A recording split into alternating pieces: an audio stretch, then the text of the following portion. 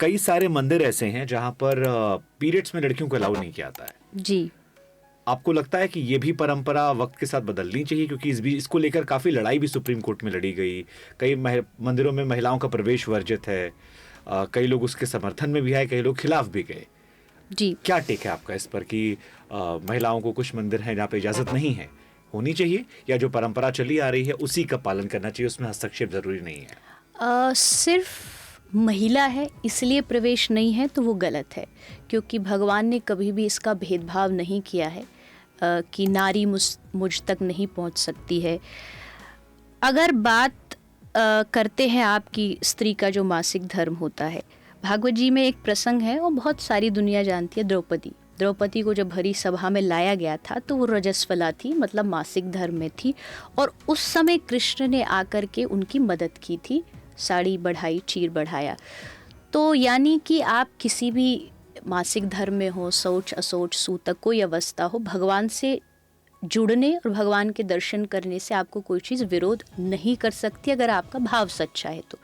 लेकिन अगर मंदिर की कुछ मर्यादा कुछ लोगों ने बनाई है, ऋषि महात्माओं ने बनाई है कि आप इस समय वहाँ ना जाएं, तो उसमें ज़्यादा तर्क भी नहीं करना चाहिए। बट क्या सोच हो सकती है किसके पीछे उनकी?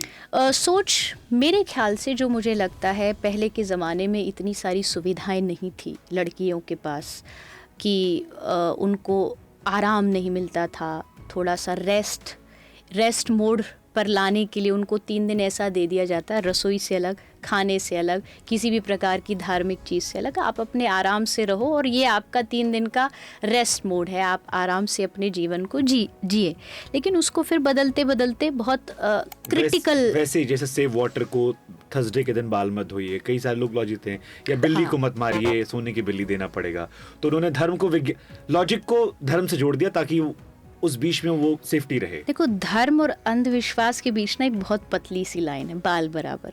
लोग उसको कई बार समझ नहीं पाते। मैं इन सब चीज़ों में ना कभी विश्वास करती हूँ कि भाई छींक हो गई, बिल्ली आ गई, ये नाखून नहीं काटना, क्योंकि ये शास्त्र में नहीं लिखा। मेरे लिए सबसे ज़रूरी है स्क्रिप्चर्स। अगर उसमें लिखा है तो आप तुरंत मान लीजिए, अदरवाइज़ इन चीज़ों को मानने से थोड़ा सा पहले इस पर स्टडी करिए।